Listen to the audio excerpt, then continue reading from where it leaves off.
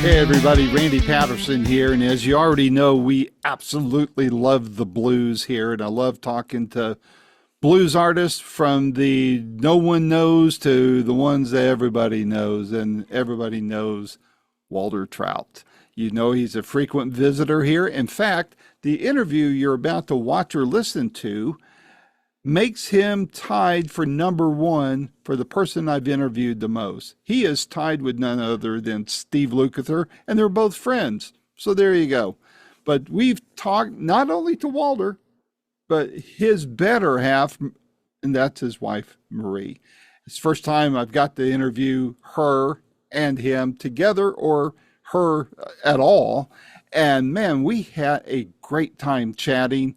Great stories, great insight into their marriage and how they make it work, and her management of Walter's career. Phenomenal, phenomenal interview, if I do say so myself. So please give it a listen or watch it or both and share it with your friends. Friends who love rock and roll, friends who love the blues, friends who maybe they're spouses and they work together.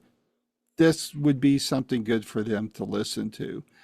And while you're at it, go ahead and pre-order this album, because the name of the album, of course, that's why we were talking to begin with, is the new album that you see behind me called Sign of the Times. And it is phenomenal. It's a different kind of Walter Trout album. I'll warn you about that.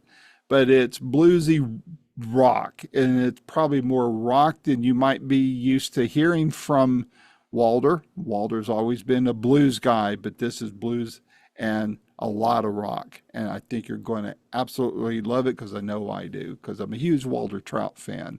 While you're at it, would you please hit like on whatever platform you're watching or listening to this on, and would you hit subscribe if you're not already a subscriber? I'm not charging anything for it, so please do. It just helps us out with the numbers and helps us monetize the work we're doing here. So without any further ado, here is my 7th interview with Walter Trout, and my first along with his wife, Marie. Until next time, this is Randy Patterson with Boomerocity. Take care.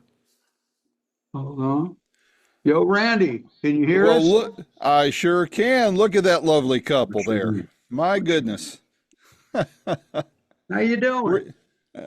Doing great. It's been about a year and a half. How have you been? Still alive. Every day's good. It's a bonus. That's right. Well, I think you're looking a lot better now since you brought someone along with you there. So. Hey there, Randy. I love your background. That's really nice. I thought you might like that. Great Is album that- cover. Is that a new wallpaper you got at Home Depot or something? What is that? Yeah. Well, yeah, I had to pay extra for it too, man. It was a premium print. So You're some high-tech dude. Yep. yeah, I just hope that you didn't miss all the album covers all of a sudden, because they're here. So Okay. Well, now when we can't find any albums, we know where they are. yeah, just holler at me. I'll hook you up here. So So now, is this going to be a video interview? Yeah, Or is it? yeah. Okay. Yeah. Okay. If you guys don't mind, that's No, what I I'm don't shooting mind. for. I just wanted to make sure, and then we're all copacetic with the composition. Yeah, My yeah. artistic wife here. No, I need to see, Oh, okay. you know. Well, then we're good. Hey, we're ready to rock and roll here. Well, thank you both for joining me. Walter, you and I have been talking for a few years now, and been a big fan of yours ever since I saw you in Dallas at the Granada Theater there, and that's where I launched this. Back then it was just a website, and now it's a YouTube channel and podcast as well. And been a huge fan of yours and followed you. And you now, with this interview, you have the distinct honor of tying somebody you may know as the person I've interviewed the most. You are tied for number one, and that other person is Steve Lukather. Oh, well, there you go. So- I know Luke so- very well. Crazy Yeah. guy, man. Great Yeah. guy. Yeah, One of you the never. best senses of humor of anybody. Yeah, you never know what's going to plop out of his mouth. That is for Yeah, sure. So, yeah. but where are you guys clicking in from? We are in Huntington Beach, California. Oh, wow. It's been a long time since I've been there. Long time. But And you're I need still to. in Dallas? No, I'm in the Smoky Mountains now. You and I have had this conversation because you used to go through Maryville, which is where I was born. Oh, So, yeah. yeah. So but for some reason, I always miss you when you come through or when you're nearby here. And I was looking at your itinerary. And it looks like you're going to be in Nashville. I think that's the closest you're going to get to me this time around at the, Yeah. what is it, the City Winery there or City something in Winery. Yeah. September. If you're in Yeah. Maryville, the good thing would be if we played in Knoxville, but we haven't, I don't think I've ever played in Knoxville, you know. Well, there's two great theaters there you could play. I mean, I don't know what size venues you shoot for, but the Bijou's around 700 or 800 seats, and the Tennessee Theater is 1,600 seats. So there's two good ones there. Okay. And so, but yeah, I would love to see you through here. And of course, the Blues Society is very active uh, here in the region. I don't belong to them anymore, but they're bringing people through all the time. So. Well, you know something, after they hear this record, they might not want to book me ever again. Why is that? I think it's outstanding. So, It's not, it's not all that bluesy, you know. We're uh, rocking one here, I think. well, I think that's to me, blues and rock often belong together in my Sure, opinion. So, sure. Marie, I am so glad you've joined this time. I've been dying to talk to you too, and I've got to ask you, I know I read your book when it came out. I know it. I would bet my life on it. I can't find my copy of it, so I'm beginning to wonder if I had a PDF copy of it. But do you still have hard copies that I can buy I from you do. and maybe get you to I can sign? send you one. Don't worry about it. I'll be happy to send you one. Just give me your info. I still Okay. have hard copies Okay. of Well, it. I would love to get one signed from you because I love the book and I collect. I love getting signed. You should see my signed book collection. I'd put it up against a lot of people. So I would love to add that to. I want to reread the book too because I haven't Mm. read it since it came out. But wonderful book, and I just that's why I wanted to get you two together this time because I know you always work together.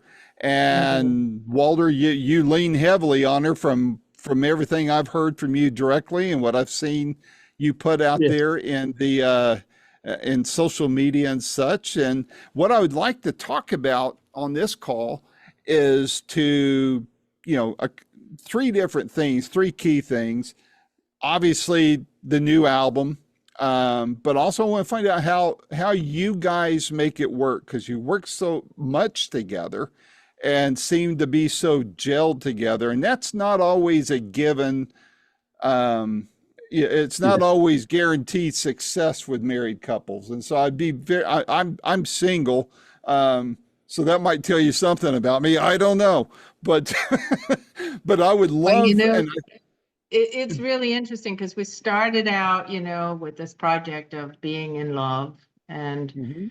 and then we really wanted to have kids together. And I sort of, in order for that project to succeed, Walter was in a lot of bad business deals.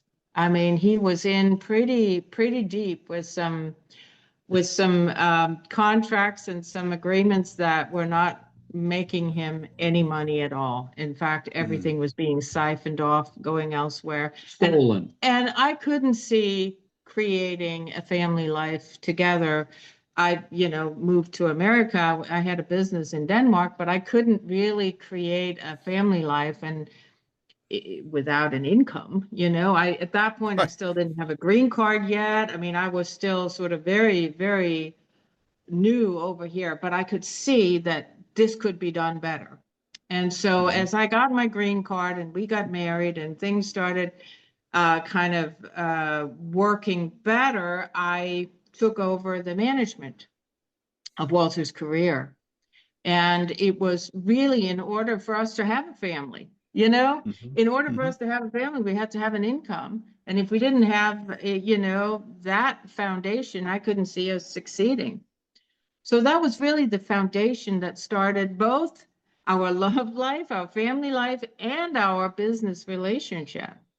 So that's how it all started. And that's 30. 5 years ago. I do Well, need to say one thing though. You'll see on this record that she and I were a songwriting team. mhm. Somebody asked me how long you've been doing that. Well, she came over here in 1990, and in Wow. 1991 we wrote our first song together. So we've Wow. been at it for a while. That So, was so, fast moving traffic. so, That's right. Yeah. do you think this is going to work out? I think Where does it go at this point? No, of course it will. We're so, I mean, this is a beautiful thing to have a relationship go through all these epochs together and feeling like Mhm. I have a partner who really is willing to grow and who is really willing to stretch and learn new things. And I hope I provide the same kind of, you know, energy to it as well. So, you certainly are willing to grow and, you know, right. I mean, it's, it's fun. We're best Yeah. buddies, you know, as well as all these other labels you could put on us, you know. let's think of some of these labels now. Campbell Soup. Oh, okay. Yeah. I just watched, I got to stream in advance the upcoming Billy Joel documentary that's going to be out on HBO. Their people contacted me and asked me, look, I'll write the review next week. But, part of his story was, his first wife managed him. And, they didn't last. And so, I mean, I can see where there's probably some uncommon pressures, Oh, some yeah. uncommon things that can come into play that, I've seen it in the non-celebrity field where people work together in a family business or something, and pretty soon you're just business partners, and the whole lover aspect of it kind of peters out, and so I mean, has that been a challenge for you? I mean, because from the outside looking in, it looks like you guys are still on your honeymoon. I think that's fantastic. How do you keep that going after all Well, these years, despite the business pressures and such? well, you know, we're oftentimes Walter's on the road. I'm at home, so we're not together all the time. That Hmm. means we have to talk on the phone a lot about everything that's going on, but it also means that some of those daily irritants might not necessarily be right in our face every day, right? Absence makes the heart grow fonder. So Yes. you get a lot of honeymoons, is what you're telling me. So, I think so. It's that well, old, the old blues song. I haven't seen my wife in 3 or 4 years. I'm a happily married man. It's a real song, you know. I, That's I, I need I, I needed to find that song before my divorce. So Yeah, so that's a part of it. I mean, there's just so much there, you know, but I could talk for 2 hours about that. But I think that connection, you know, we started out actually meeting in Denmark, and then Walter had to go back to the States, and we were on the phone every day for a long time, and we got to know each other over the phone. So we have a real deep connection in our voices. So it's Mhm. not necessarily a bad thing. We talk so much and we talk about everything that's going on in our lives. And then, of course, about the business that also links us together. So Mhm. it's just that's worked for us. But it takes a lot of really, really intense communication at times. It is about not going to say, you know, oh, I won't talk about this, so I won't talk about that, or, you know, I'm just going to pretend that's not an issue. We go at each other sometimes. Hold on. Keep talking. That little thing you heard, I have a package coming. It's been delivered. Let me go get it off my front porch. Okay. I'll be 1 minute. I'll be right back. All righty. Well, and I can repeat this when he comes back, but I think communication, I think you nailed it. I think most relationships, whether they're in business together or not, fail because of, lack of communication, but also not being on the same page and not having each other's back. And it's apparent to me from the outside looking in that that whole not having each other's back is a big deal to me. And from what I see, from what it appears like to me from the outside looking in, is you both must have had each other's back. I mean, obviously you did, Marie, as a manager, but Walter, you had to have had her back too for backing her up on that. Because I imagine you ran in, Marie, into a lot of situations in a male-dominated industry to where there was a lack of respect. My God, she was besieged with bullshit from guys and people not taking her seriously, and the good old boys club, and she worked really hard and she established herself as a potent force in there. And now she gets nothing but respect from them. But she had to work harder than if she was a guy, Right. Oh, and that's the way it is for women all the time, in any business. There's a lot of what's it called? Like when you're looking at like habitual thinking around wives in the music business, women that are married to an artist and want to manage for whatever reason, and they have some sort of weird power trip, or these ideas that people have about what that is. And sometimes because people have those ideas, that's what they see. So I think there's a lot of preconceived notions going into it as a wife and a woman, right? But, like anything else, yeah, we have each other's back. We support each other. We hassle it out sometimes with each other too. And, that's why I'm talking about growth, because it's not always smooth, No. Sometimes I have one idea, Walter has another idea, and we gotta go through that communication process to figure out what is truly the best solution. And the good thing about it working with her is we will each talk about our side, and little by little we will end up coming to an agreement on the best way to go about it. We'll have to make our stance known. She did an interview where, am I allowed to cuss on here? Is this FAA? We're adults here, so. Okay, well, she did an interview, and her best quote, I remember, and it's in a book. She said, I say to Walter, if you're talking to me as artist to manager, yeah, I get it. If you're talking to me as husband to wife, fuck you.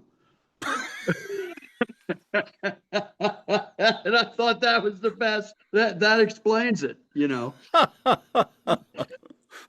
Well, so it sounds, I can put that maybe a little bit different way and see if this is also accurate. I heard this in a church circle once, and the guy said, the man is the head of the house, but the wife is the neck who turns the head. Is that kind of another way you would put that? I don't think so, because whoever turns ahead, whoever's ahead, I mean, we are really a team, I think it's a matter of both of us working together on both roles, if you will. And also, as Walter said, separating what is what here, not getting my emotions hurt if Walter disagrees with me professionally, or if I have to convince him, I don't have to go into like, you don't love me. Yeah, no, when it's, because she has managed my career. She has negotiated 28 record contracts, okay, just among other things. But all of it is discussed and all of it is worked on, and we're able to, I think, separate it. Sometimes we get into the business talks, and it is just a manager and an artist, and we're going over the various ramifications of something that a label wants to do, or that a promoter or a booking agent wants to do, or what she wants to do when she has a social media team she runs, things like that, you know? Mm-hmm. Mm-hmm. Do you find, I mean, I'm kind of curious on this. I speak in theory because, like I said, I'm a divorcee. I've been divorced for over 11 years now. But in theory, I would think that a couple would work very well if they recognize what the other person's strengths are and defer to those strengths instead of being on a power trip. And, especially as a man, a lot of us guys can get into a situation where we think we got to be the boss of it all. That You ain't know, gonna work here, Randy. that's what I was fishing for. It sounds like there's a good demarcation of No, responsibilities. we're each, this is a pretty equal, thing we got going here. There ain't no boss, you know. We're both wearing the pants in this family, you So, know. so Marie, when you took over the business, when you guys first got together, you said there was a lot of bad deals Walter was in and all that. What was and you don't have to mention names or anything if you don't want to. I'm not fishing for, trying to start a mud fight anywhere, but, you know, at a higher level, if you wish, what was the biggest thing you had to untangle or disconnect from, and what challenges did you run into in getting that all remedied? Quite honestly, probably the fact that Walter really wanted the setup he had chosen, that he trusted, and here I come and tell him, it's possible to potentially make money doing what you're doing, particularly his career took off very quickly in Europe, and coming home from a 10-week tour with $1,500 in his pocket is not right. Could I tell my side of this? I'm going to tell you about her in a way that she can't talk about herself. Okay. I was looking to go solo. I was playing with John Mayall, making a lot of Right. money, touring the world. Mm-hmm. And someone I used to work with, who I won't name names, but I can say had tour managed Canned Heat when I was in that band. And we had Okay. become really close friends. He decided he's going to be a manager. He left that band, and he and a friend of his, they're going to manage me, right? And they're going to do all these great things for me. So it's one of my good friends. So one of the things we do, because she's going, this guy does, I don't dig this. I mean, he's my good buddy, and Yeah. he's a Buddhist, and he's got all these ethics and shit, right? Mm-hmm. I make my second album in Copenhagen. It's a huge selling record. A week to 2 weeks after the record comes out, they tell me the album's already recouped. Everybody's going to make so much money on this album. So we go out to do a 10-week tour behind the number one album. I had number Mm-hmm. one album. I did it once, okay, in my career. 10 weeks. At the end of the tour, the manager says, I paid the commissions, I paid the plane fares, I paid the hotels, I paid the salaries of the band, I paid the tolls, I paid the everything, and you end up with $1,500 for a 10-week tour. $1,500. And he gives us a set of books. And she's like, what the fuck is this? I go, well, he's my friend. This is the music business. Blah, blah, this is how it is. So she gets, unbeknownst to me, she calls up our agent in London, says, I'd like to see your books. I come home one night and she has sat down with both sets of books, and I'm going to give them the number. Well, I don't normally give her this number. She finds a discrepancy between the two books of $70,000. Whoa. Yeah. And she shows me how he did it. And it's right there. So we call up this manager guy, say, hey, man, come on over. Let's talk about the future. We put up a hidden camera. She puts the books out, says, hey, what do you got to say about this? And he goes, yeah, I got your money. I work hard. I deserve your money. But I live in Mexico, so you're going to have to sue me down there. Tough shit. So she proved it to me. So much for my good buddy. And she has saved my life in so many ways. I'm going to lose it here. But that was probably her biggest thing she had to do. Convince me that my good buddy was a fucking crook, a slime bag, a snake. And she did it. She put it, it was in black and white right there in front of me, how he did it. Wow. Wow. 70 grand, one tour. That that could develop trust issues, couldn't it? I And mean, just imagine this guy was so greedy. Instead of giving me $1,500, which really is a bit of a red flag after 10 weeks. Just a bit. Just a bit. If he'd just a given tad. me 30 grand and kept 40, right? Do something like that. And then it Yeah. would have been, oh yeah, this is, but no, but thank God he did that, because she was able to show me, or we'd have kept, I stuck with this asshole, you know? yeah. Yeah. So, Gosh. you know, stuff like that. But I think once I gained Walter's trust, it got easier, you know, but it was still, there's a lot of male, as you say, it's a man's world out there. It's, the music business is, if there's something that goes wrong and there's a woman involved, it's kind of easy to just kind of point the finger to what they perceive as the weakest link. And so you constantly have to prove yourself, you Yeah. know? And you know, I'm a tough broad, so I've proven myself, you know. She And, has. yeah. And a lot of these big time kind of music business people have come up against her in negotiations and stuff, and they don't know who they're dealing with. I go, hey, good luck to this guy when he's dealing with her. But that story, even the end of that story, the record is making everybody all this money, and we're all going to get rich off this album that the record label's telling us. 6 weeks, 8 weeks later, I go to Copenhagen, where the label is located. I'm going to go to their office and walk in, the triumphant artist. They're gone. The office is closed. They disappear. They took all the money. I never made 10 cents, and I've never seen or heard Oh. from any of them since. It was a rough start, man.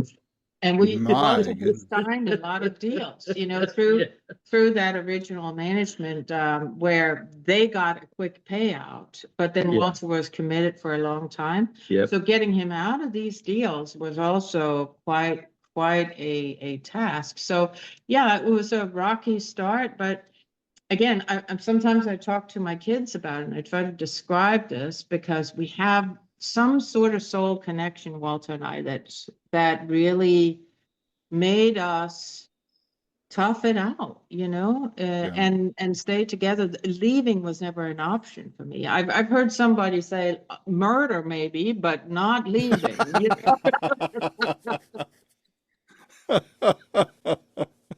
know? Close it was, but you know, no. Oh, boy. This Wow. girl. Well, Marie, you're in good company, because two women come to mind, actually three, who you're in good company with. I mean, look at Priscilla Presley after Elvis died. I mean, the estate was almost worthless. I mean, he should have been worth a lot more than he was. Quite frankly, he blew a lot of money, but she turned that thing around into the most successful, musician estate in the world. You have Jimi Hendrix's half sister, or kid's adoptive sister. Wonderful lady. I've interviewed her several times, and boy, she takes crap from people for turning that estate around. It was going down in flames, and she turned it around as, I think it's the second or third most successful musician estate around. And then, somebody like Sharon Osbourne. I mean, she's tough, and look what she did for Ozzy. So you're right in there in that hall of fame of women who saved the day. In my opinion, from what I've heard, what I've read, and from what I observed myself. And so my hat's off to you on that. I know it's not been easy for you. But, No, but we have a contract. I just believe we came into this world with some sort of a contract, believing, or our souls had a contract, right? yeah, So you can't go up against that. So you got to make it work. And as I said, I could not foresee having a family. That was really something we wanted to do together, but I could not see having a family together with we were pawning guitars to pay the rent. And Oh yeah, we it's didn't like, have an automobile. I can't live like this, right? As I said, I had my own business before I met Walter in Denmark, and no, this is not how we do things. And that guy, say at the end of here you go, at the end of that tour, when he gives me the $1,500 and I'm sitting there, this is it. This is 10 weeks of work. I cleared $150 a week, and I'm playing to huge, huge crowds of people. And then I look at him, I go, well, how about the t-shirt sales? How'd that do? And he goes, oh, the t-shirt sales did really well. And I go, good. So I'll get some of that. He goes, no, management keeps t-shirt money. The management keeps that. We had to take less commission, Yeah. because the expenses were so high. Of course, he had everybody in very nice hotels, tour bus, it was like deluxe touring. But Still, there was 70 grand missing, yeah, it was yeah. insane. Yeah. So water Wow. under the bridge. It's just we toughed it out together. That's for sure. And Walter learned, I think, that okay, my buddies might be male and look the right way for what I envision. Talk the right way. Talk the right way. They're professionals, and but that's not necessarily everything there is to it. Common sense and a good sort of nose for bullshit is actually just as important, if not more. I wrote a Yeah. song about the guy some years ago. It's on YouTube. It's called Willie. Look it up. It's pretty good. I'll do that. Now that I know that story. I was just Wow. need social security number and last name, and you're pretty much Yeah. Wow. Well, tell me about this album. It is I love it. You kind of hinted that people might not like it, but man, No, I don't think they're not going to like it. When we did Sign of the Times in the studio, the keyboard player looked at me and said, well, you won't be winning any blues awards for this record. And I know that the blues purists are going to struggle to believe the last song. Mhm. I wanted it to sound like Rage Against the Machine. Mhm. I wasn't trying to sound like Muddy Waters. I was trying to sound like frickin' Alice in Chains here, and so, for an old guy, I think it's pretty rocking, I love it. I love it. I read some of the info on the press release, but you tell me, both of you, because I know you both worked on this. Marie, you wrote some of the lyrics for some of this. You guys tell me how this all came about, how you got it from concept to shrink wrapped. Well, the title track is an interesting story because we've gone and seen the Bob Dylan movie, and I was like, okay, let's see the real story. So we went and did the 6-hour documentary, whatever it was. And we spent 2 days watching I got documentaries into Bob Dylan's poetry, really, more than anything. Mhm. And the way his voice was really relevant at that time. And watching the documentary, that phrase, sign of the times, popped into my head at some point. I was like, sign of the times. Yeah, he really channeled the times. What was the sign of the times? And I went in the back and I wrote the lyrics. They just pretty much came out the way they are. And I came in and I said to Walter, here's some lyrics I just wrote. And he goes, oh my gosh, let me just see if it fits, because I just wrote this song. I have this song that has a chant in it. And the last line of the first verse is something like voices of despair. And maybe this chant will work perfectly right after that. And he tried it and it was a perfect fit. So it's one of those where our minds collaborated, not knowing what we were really collaborating on. And here's the weird thing.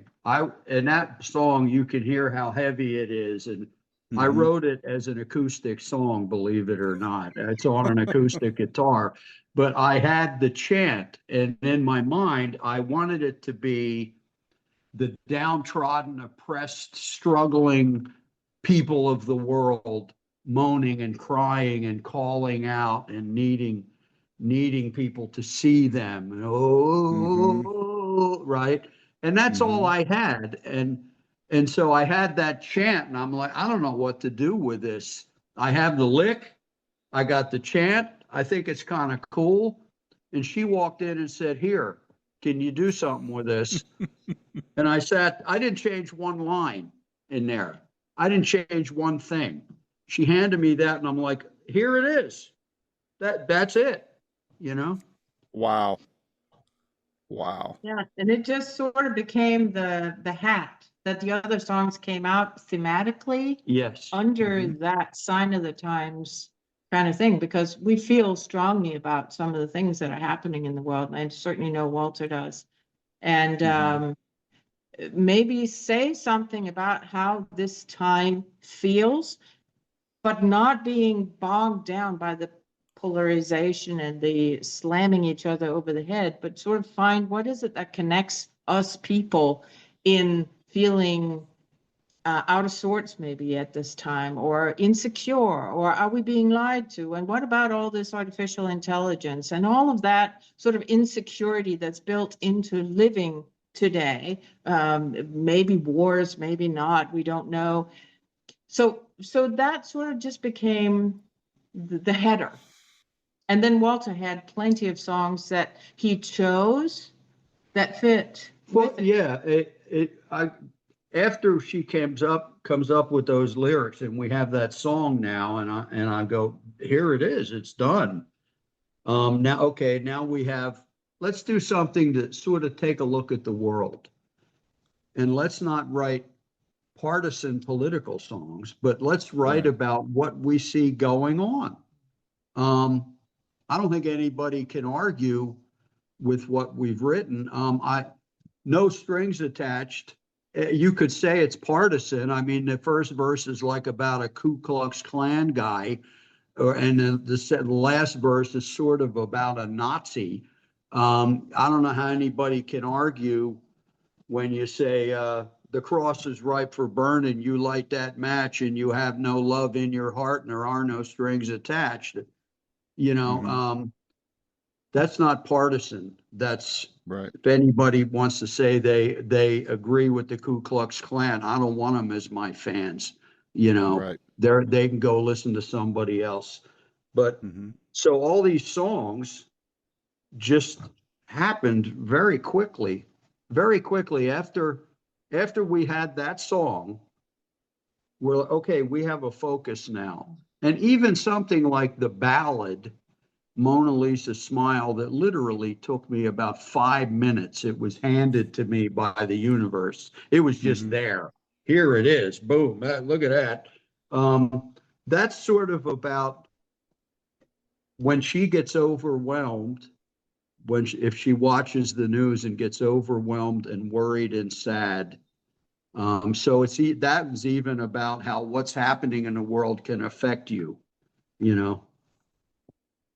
Yeah, it's for me watching the news about the flood in Texas, you know, because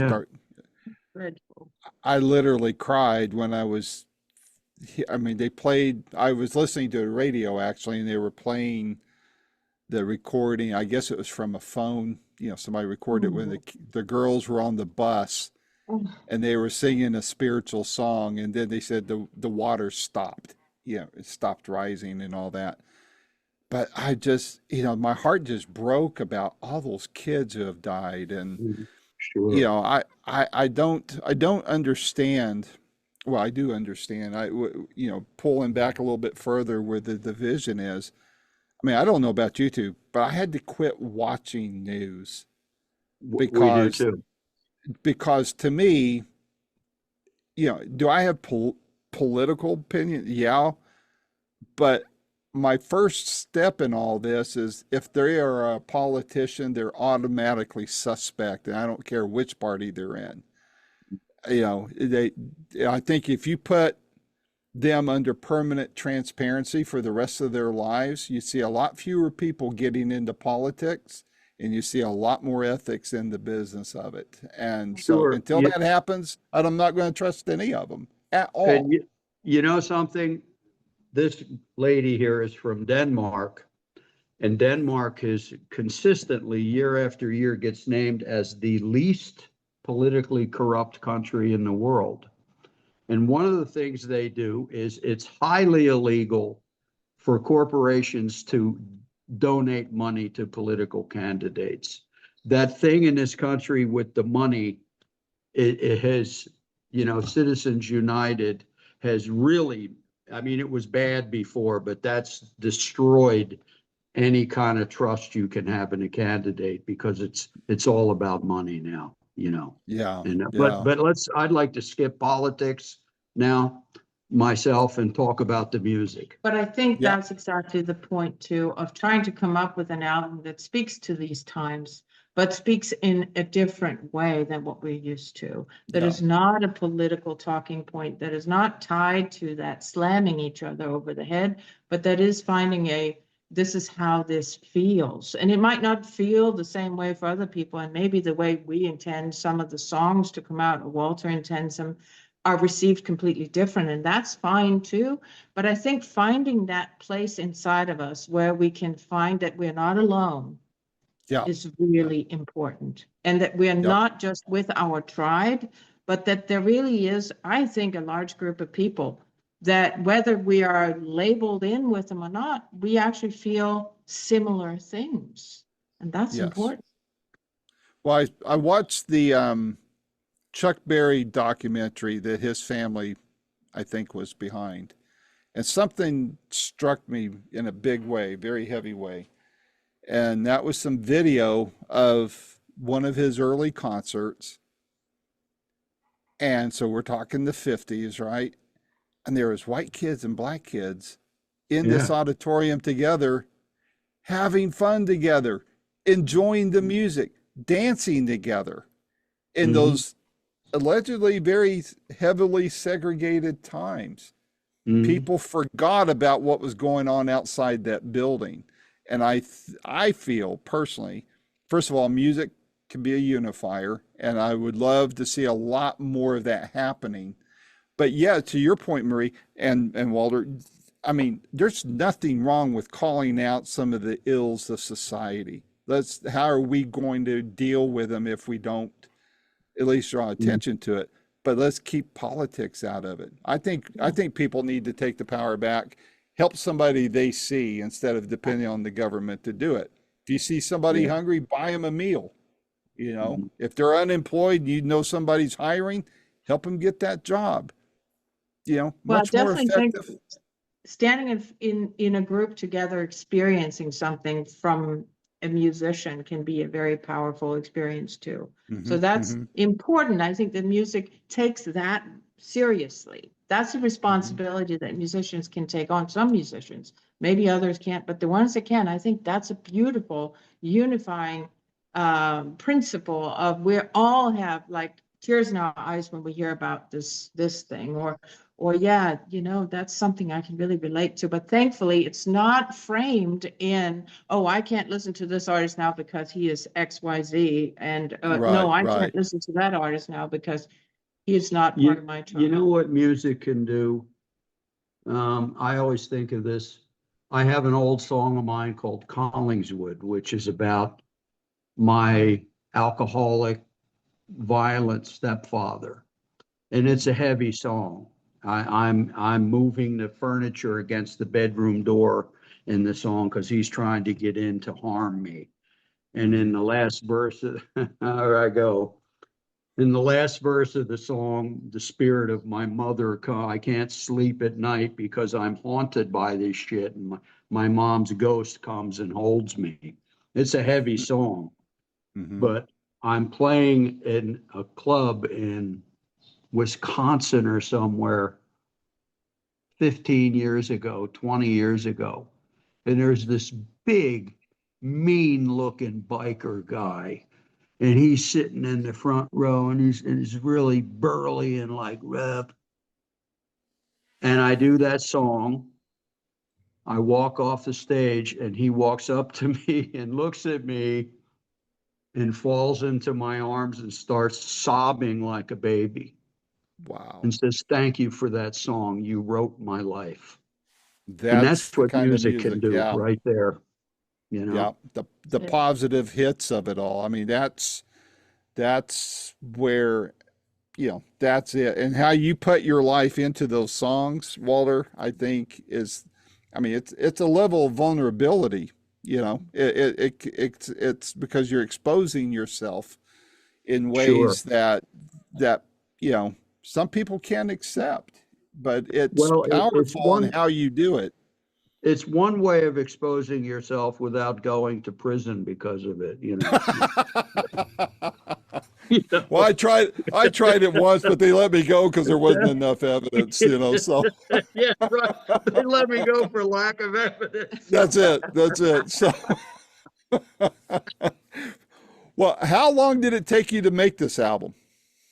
Well, we wrote it in, I would say, a little over 2 weeks once we got Wow. going. And Hmm. once we had that song, that was really, before that, I had ideas, like I had the music for that song and I had some other ideas. And um, once that kind of focused us in, okay, this is what we're going to do. Hmm. And she even said, we are called the record sign of the times. Let's make this the title. And it didn't take long to write it, probably 2 weeks, and everything came into focus. And then I Hmm. rehearsed it with the band for about 4 days, 5 days. And I like rehearsing with my band because I don't really give them direction. I hire them because I love the way they play. And we just play the songs and then hey, let's try it. Let's try it like this. Let's try it like that. And um, the songs sort of evolve how the arrangements evolve and who's going to play what. And Hmm. then we went into a studio and I self-produced this one. I've done 15 albums with the same producer, and it was time now, I think, to do something different. Hmm. Go out on a limb. Let's do it ourselves. And we hired a good engineer, a great engineer with his own studio that I had worked in before, and went in there with the band, and they were in there about 4 days. And then it was me, and once in a while the keyboard player might show up. And for example, on the song I Remember, if you listen to that song, there's a lot of beautiful piano. It's Hmm. really piano heavy, the arrangement. And I had actually recorded it with a whole bunch of acoustic guitars strumming. And Teddy, the keyboard player, came in one night. He lives 5 minutes from the studio. And it was time for us to go. And I said, "Teddy, why don't you just go out and try a piano track?" And he says, "Well, I don't hear it because of all the acoustics." And I went, "Just play something."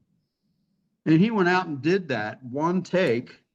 And then when it was time to mix, the guy who did the mixing said, these acoustics are muddying this thing up. And the piano is so beautiful. And that's how that song came out. You don't hear an acoustic guitar, and I remember. And I did like 3 or 4 different tunings and capoed stuff, And Hmm. so just like that, the songs evolve. But that's also an example of Walter so open, you know, he's in the moment very much when he plays live, obviously. You know, you never really know the certain outcome of a song. So he's sort of in it, right? Because he's inspired by that moment that he's in. But the same is also true for the recording process, I think. And there's a lot of evolution of the song in the process and feedback from various people that he's either open to or he's not. You know, I mean, there are times where you just go, I hear it like this, and I'm gonna go with that. Yeah. But a lot of times there's just an openness to the process. Where does the song want to go? The song is its own creation, has a feel to it that Walter is able to sort of nurture into existence, is how I see it. And I find that so interesting. And then little things like just that piano track on I Remember. When we hang up here, go on I Remember and listen to the piano. And he's like, well, you don't need it on here. I'll go play something if you want, but because we're ready to leave. It's like 11 o'clock at night. And he goes, and I just try something. Go ahead, just play something. We'll have it. We might not use it. And now it's big on that song, what he did. Yeah, I remember that. What aside from you producing this, what else was different about this album compared to everything else you've ever worked on? I think in some ways, because of the self-producing, after doing 15 albums with one guy, which is pretty much half my solo career, I had a sense of freedom on this that I haven't felt maybe ever. Like it was on me, but it was also very freeing. Do whatever I want. If I play a solo and somebody says they don't like it, but I like it, it's going to stay, you know? Yeah. Were there any surprises in putting this together? Well, I hadn't thought about that.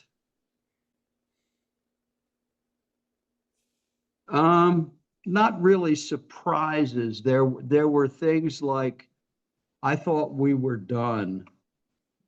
We're finished. And my dear wife had planned a big get together at our house with a huge two of our kids were here from Denmark, and they're going to make a big dinner, and all our friends are going to come over, and it's going to be this all day thing. And the guy who ran the studio was leaving to go on the road the next day. And I got up and I went, there's two things I have to do. And I have to drive an hour and a half through Los Angeles to do this. And I could just stay here, but no, I have to do it.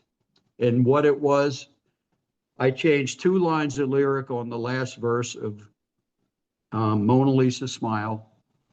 So I ran in and sang, it's all right, let me see you smile.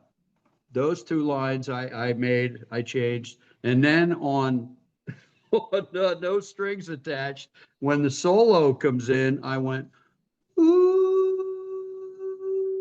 You'll hear it in the background. You can't even tell it's a voice. You can't tell it's a voice, but I'm like, it's got to be there. Cool. So I drove an hour and a half up, 2 hours through LA, ran in, went, and it's all right, and then got back in the car. So it was almost 4 hours of driving for 3 vocals, but it had to be. Now I listen to, when that comes in on No Strings Attached, it really gives it this eerie, and I could hear it in my head that it needed it, you know? It was worth the tank of gas to do that, right? Yeah. So I did get back in time for dinner. That was nice. Thankfully, I had good help. Our youngest son is a chef in Copenhagen, so I had the best help possible. So I wasn't sour. Yeah. Plus, I loved what you actually did. That was so good. And I was also the first to say, go, do it. It's important. Get it out of your head. Because I know in a project like this, if you don't do it, You will always hear what could have been, you Yeah. know? Yeah. Yeah. And also, I knew the guy was going on the road the next day, and I either had to do it the day of the dinner or it wasn't going to get done. And Right. so off I went, you know. So, question for both of you. Normally, I mean, I've asked you this, Walter, on every album I've interviewed you about, but now I ask both of you this question, and you can have separate answers. Which song on the album would you point to as a calling card for the album? Marie, you go first. Well, I would say Sign of the Times because it sort of was as I said, the header or the umbrella that everything came in under. And it's, of course, I'm partial to it because I wrote the lyrics too. Right. But to me, it really is sort of, yeah, calling card is a great word. So to me, that one kind of sets the tone and also tells people this is not necessarily a Walter Trout regular sounding album. We're stretching here. Walter's going somewhere a little bit different with this and is, stretching his sound, you know? And that was also a part of that freeing process of being self-produced, is to be able to experiment and see what happens here. Yeah. How about you, And Walter? I would say exactly the same thing. And for one of my reasons about that song is the way we play the song. It's very free. If you listen to the bass on that song, it's remarkable. I didn't give those guys direction, and the bass player played all this amazing stuff. And I've done a lot of interviews now about this album, and a lot of them say to me, it sounds very experimental. It doesn't sound like a Walter Trout record. And that's what I wanted. I want to do something different. I want to grow. That was why I self-produced. I didn't want it to sound the same sonically, the same, just the generic Walter record. I wanted to shake some shit up here. And that song shakes some shit up, man. You know? So that's to me, yeah. Well, if you have a few more minutes, I wanted to ask you about I call it the resilience videos that you're doing. I love those. I haven't watched them all yet. I've watched, I think, 3. And I'd love to hear the story about what's driven you to do that. Because I have to think that it's helping people with what you're doing on that. Well, I was driven to do that because my management came up with that concept and will say to me, okay, it's time. We need to make a video today. Go wash your hair and shave. You know. Well, Look okay, respectable. So the idea was really the word started popping up in press and different places, a resilient icon and stuff. And I was kind of happy that it wasn't legend because it's such a tired phrase. What is a legend? Is he even still alive when you're a legend? But a resilient icon, I think, really it captures something about Walter because he has been so resilient. He has overcome so many things, addiction, poverty, extreme poverty, struggles, enormous health crises, Homelessness. and just powered through with this focus on the music throughout all of it. That the music is the guiding light and also the savior of him because it allows him that catharsis, that expression, that connection to others. He's really connecting through the music. And so I thought, okay, we live in these times and they're difficult. A lot of people have issues, have really difficult things and challenges they're dealing with.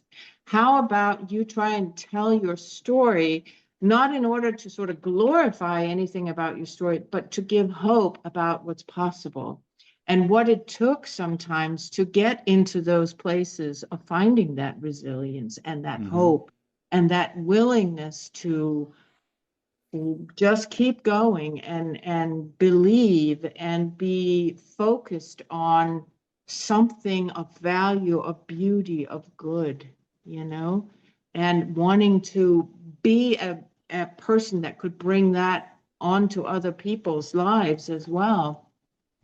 Mhm. So I thought it was a worthwhile story to tell. And I so agree. that's really how it came about. I think it's timely too. One of my two best friends is Dr. Roderick Logan, and he deals his area. First of all, he's got wisdom beyond his years. We were roommates in our first year of college, and he deals a lot with people that have had trauma, emotional trauma, and physical abuse trauma. And he also works with people that are, that are going to be foster parenting children coming out of those environments. And you know, in talking with him about his work, and I mean, he's been very helpful to me when I was going through my divorce and other issues. Like I said, the counseling that he gave and gives people is just comes from another world. But that resilience was a word he uses a lot. And I don't think it can be overused, because I think a lot of people in this world need to hear that and know how to accomplish it, how to bring it up out of their life. And that's the reason why I wanted to ask you about these videos, because I think it's timely. Have you already heard feedback from people that it's benefited?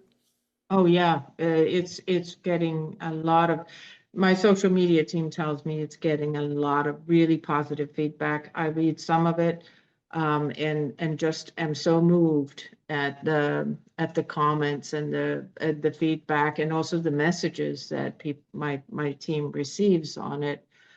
So that's, part of the process of being a musician that is like Walter to me. Part of the gift of managing Walter is there's other layers to it than just the music. There's this inspiration of wanting to make the best of it, and the willingness to go for it no matter what it takes. I mean, what Walter has overcome is really incredible.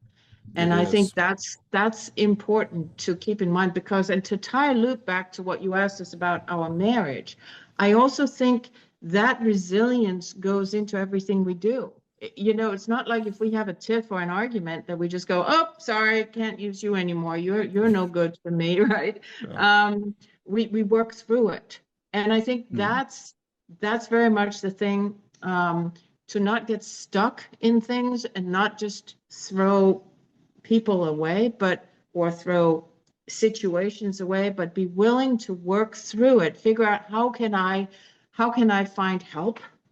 That's a big part of it. How can I find help?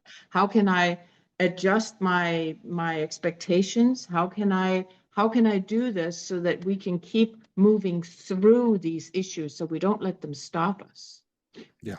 And sometimes when we do have a tiff, I'm always reminded of this quote. When our oldest son, John, was about 3, maybe 3, we were speaking about a couple we know, and he overheard us, and we said, yeah, they just had a tiff. And he said, what's a tiff? And we said, it's an argument. And he's 3 years old. And he looked at us and he said, life is a path to great knowledge. And sometimes along that path, you may have a tiff. And we went, huh? Whoa. That's At 3? true. You gotta get through Crap. it. Crap. Life is a path to great. What is it, kid? I'm Anyway, I'm almost 66 years old. I couldn't come up with something that good. we were Like, wow. Okay, well, there you go. Wow. So Wow. So, every time well, that we have a tiff, I think, life is a path to great knowledge, baby. Yeah. correct me if I'm wrong. I'm wrapping up here, I promise you. But I think the last time you and I spoke, Walter, you and Ricky Bird are friends, right?